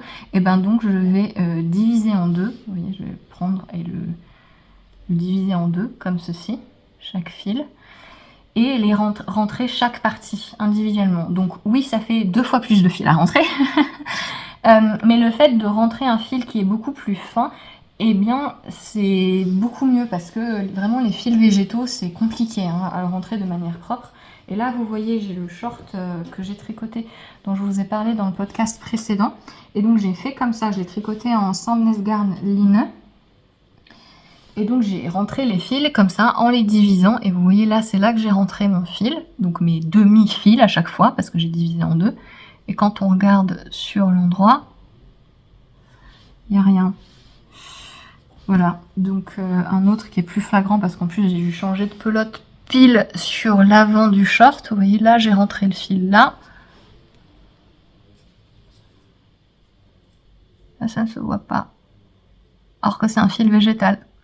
Mais ça, c'est vraiment en divisant, quoi. Et en faisant comme la même manipulation, mais il faut absolument que je divise le fil parce que sinon c'est trop épais et ça se voit. Et voilà. Je vous montre aussi sur les côtes. Sur les côtes, c'est la manière la plus invisible, je trouve. Donc s'il y a à un moment, si dans mon modèle il y a un jeu de maille endroit, maille envers, je sais pas, un détail, ou sur le côté il y a une maille envers, je vais essayer de rentrer les fils de ce côté-là parce que la manière dont je rentre les fils sur les côtes, pour le coup, ça se voit vraiment très très peu. Et donc, ici, là, je suis sur l'envers, hein. Et donc, ce que je vais faire, c'est que je vais rentrer mon fil en l'accrochant sur les colonnes de maille endroit. Qui, là, je suis sur l'envers, c'est des colonnes de maille endroit, mais ça correspond aux colonnes de maille envers sur l'endroit de mon tricot, d'accord ? Et donc, ce que je fais, c'est un peu sur le même principe. Je vais toujours accrocher mon fil. Je vais descendre cette colonne de maille endroit là, toujours en passant dans le même sens. C'est un peu compliqué, mais ça vaut le coup. Ah. Donc quand j'arrive pas à bien le faire, je fais petit à petit. et je vais descendre ma ligne comme ça de maillon droit. Bon là ça m'énerve donc je vais passer sur celle d'à côté. Je fais ça beaucoup, hein. Je passe sur celle d'à côté, voilà, ça va, c'est plus facile. Hop, vous voyez. Hop. Hop. Je sais pas si vous avez vu. Parce qu'avant, ben, je faisais comme je vous montrais au début, je rentrais verticalement sur les bouts de maille en vert, et là ça se voit complètement. Mais comme ça, non. Vous voyez, c'est là que j'ai rentré mon fil, sur cette première maille en vert là, et on ne le voit pas. Donc dès que sur un projet j'ai une maille en vert, je vais faire ça.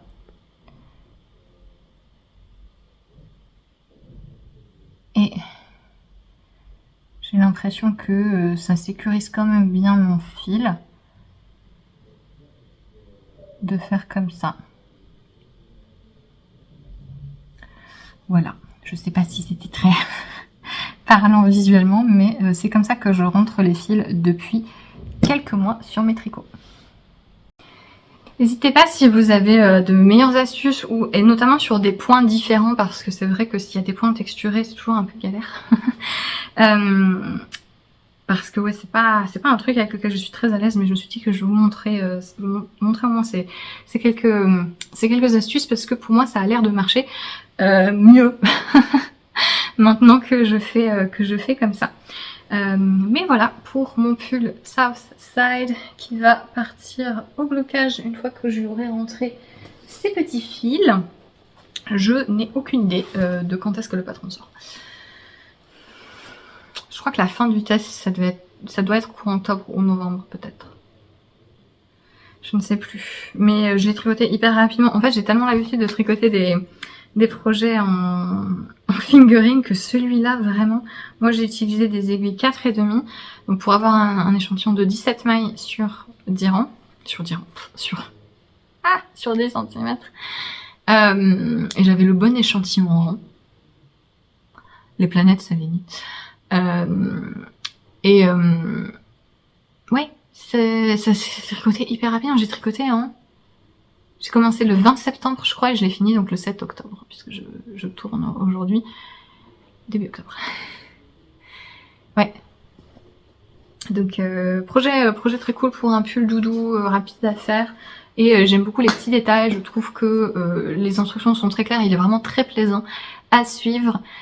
Pour faire les petits détails de maille en vert en bas du corps et des manches, elle propose même une version où on peut le faire avec des rangs raccourcis pour faire que des mailles en droit. Voilà, si vous n'avez pas envie de faire, c'est genre 8 rangs de mailles en vert, hein, mais si vous n'avez pas envie de les faire, bah, il y a quand même la possibilité. Donc voilà, il y a pas mal de petites choses sur ce modèle que je trouve sympa dans sa simplicité. Et enfin, dernier projet, c'est mon pull Lillehammer que je teste pour Ellis Knitwear. Donc Lillehammer qui est évidemment une ville en Norvège. Je sais pas pourquoi, je pensais à l'Allemagne. Mais oui, donc c'est bien une ville de Norvège, connue pour les JO ou les championnats de je sais pas quoi, de jeux d'hiver de 94. Ah, qu'est-ce que j'ai rigolé. L'une d'entre vous m'a laissé plusieurs d'entre vous m'ont dit Lillehammer c'est en Norvège. Et l'une d'entre vous m'a laissé un gentil commentaire en me disant oui, bah quand on est vieux on se souvient que c'était les JO en 94 et elle me dit vous n'étiez même pas nés. J'ai vu ce commentaire sur mon téléphone quand j'étais en train de faire des courses. J'ai acheté une bouteille d'alcool. Vous croyez pas que l'hôtesse de caisse ça me demande ma carte d'identité? J'ai pas l'air d'avoir moins de 18 ans quand même. J'ai regardé l'hôtesse de caisse, j'ai dit vraiment. Donc ça m'a fait rire de voir les deux. J'ai vraiment vu ce commentaire quand je faisais la queue pour... En plus c'était une bouteille d'alcool, c'était pour cuisiner. Terrible. C'était même pas pour la boire.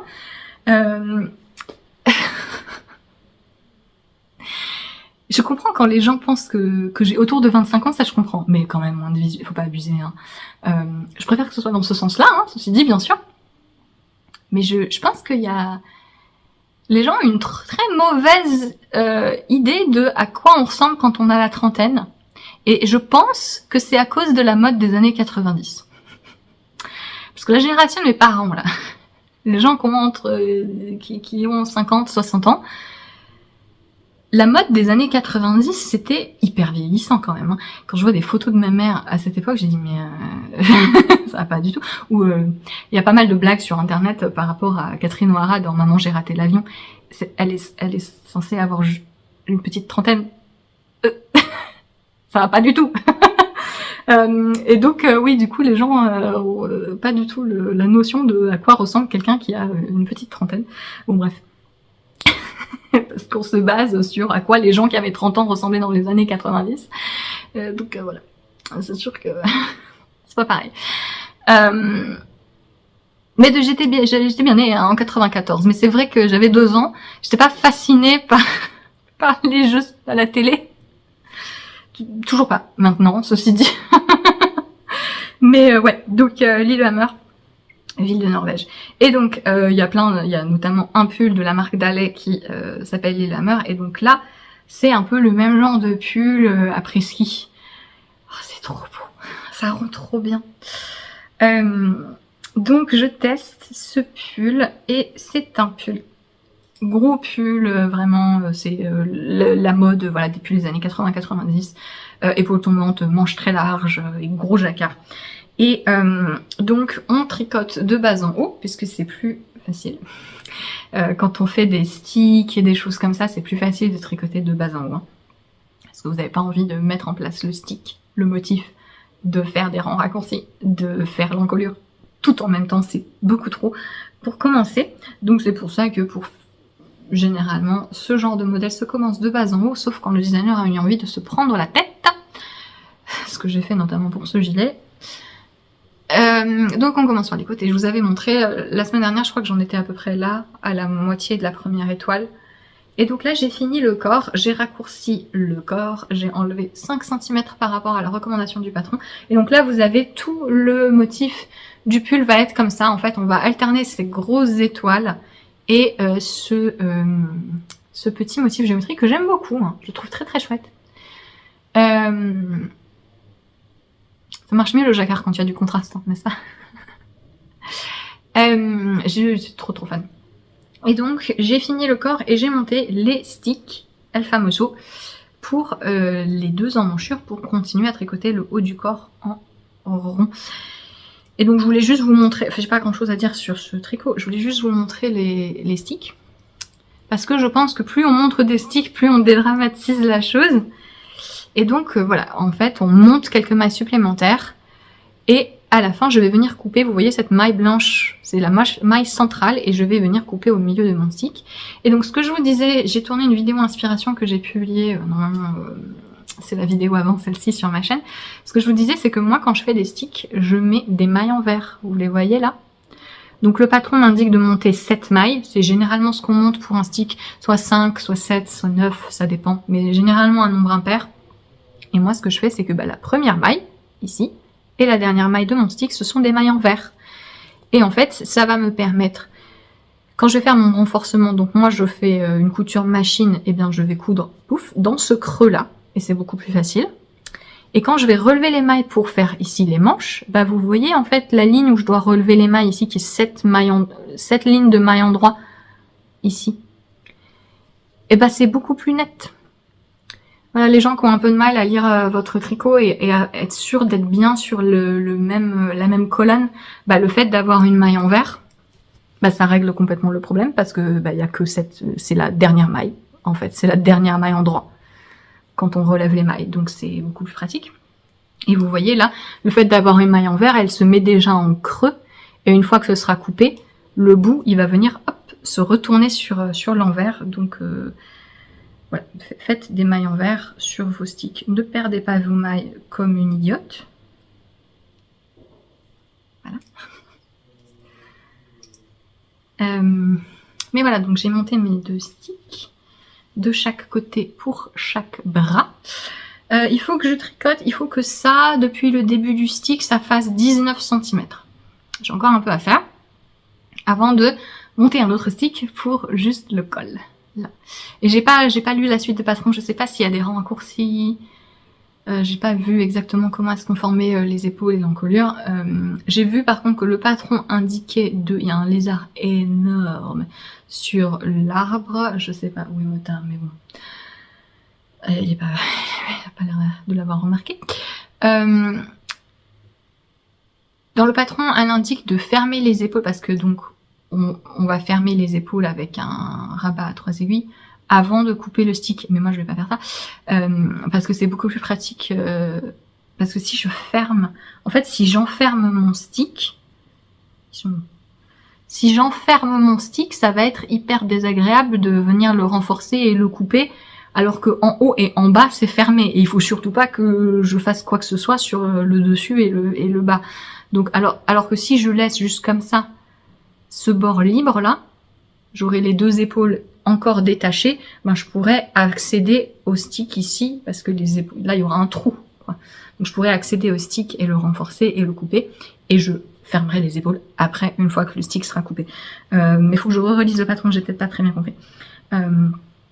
Donc voilà, c'est le projet. Ce patron n'est prévu, enfin la fin du test est prévue en décembre, donc il y a le temps. Mais ça monte mine de rien assez vite. Hein. Je tricote que le week-end et comme le dimanche je tricote ma couverture, donc je tricote que un peu le vendredi, un peu le dimanche, un peu le dimanche, justement, un peu le vendredi, un peu le samedi. Et voilà, je tricote avec la Double Sunday Double Sunday de Sandnes Garn, du Merino non super wash qui est doux, qui est sympa et dont j'aime bien les couleurs. Ça aussi je l'achète plutôt chez Laine et Tricot parce que c'est moins cher que chez d'autres revendeurs. Voilà.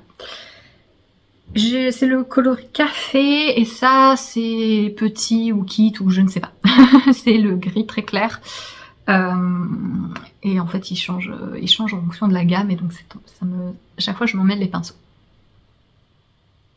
Voilà. Donc c'est un patron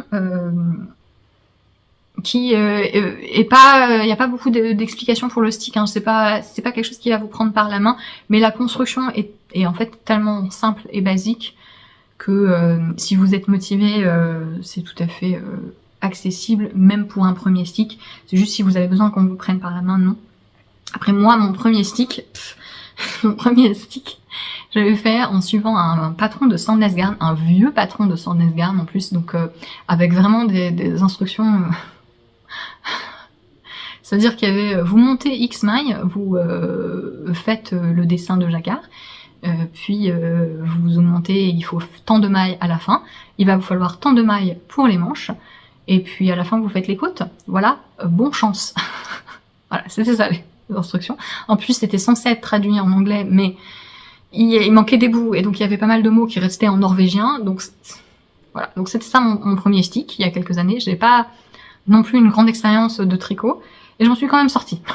Donc si vous êtes têtu comme moi et que vous cherchez et que vous pouvez, vous avez la capacité et l'attention et le temps de chercher des outils supplémentaires pour apprendre la technique, oui, là c'est mieux, hein, c'est beaucoup plus clair et complet en termes d'instruction, mais c'est juste qu'il n'y a pas de pas à pas pour le stick, donc faudra chercher par soi-même si jamais vous voulez tricoter ce pull et apprendre le stick en même temps.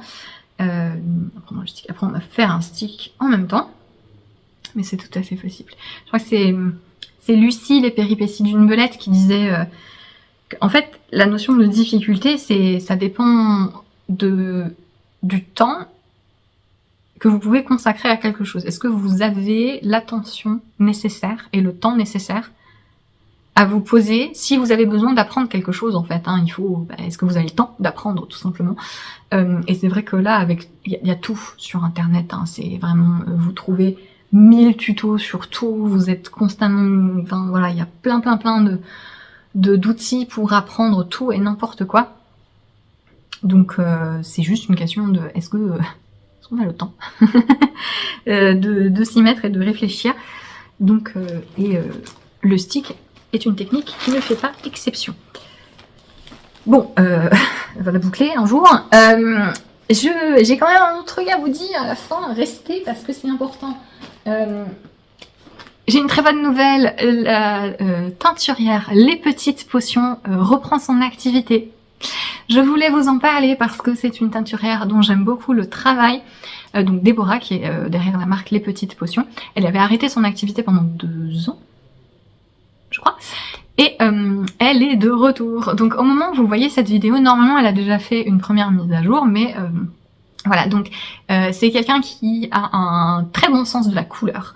Quand elle fait des coloris unis, semi-unis en fait, nuancés, il sait toujours des couleurs qui sont bien riches et avec plusieurs couches. Enfin, il y a vraiment des nuances en fait et une richesse de saturation dans ces couleurs, je trouve, quand elle fait des semi-unis. Quand elle fait des speckles, il y a toujours... Je trouve que c'est très harmonieux. Voilà, elle fait rarement des trucs complètement farfelus, bariolés dans tous les sens. C'est toujours très portable. Même dans ses coloris, speckles, c'est varié. Et c'est une teinturière qui aime beaucoup la matière et qui est elle connaît plein de choses. C'est une mine d'informations là-dessus. Et donc elle va avoir tendance à chercher des bases et des fibres notamment parce qu'elle file aussi. Et elle proposait, j'espère qu'elle proposera toujours, mais a priori oui, des fibres pour filer. Elle va souvent chercher des bases avec des compositions un petit peu différentes, voilà.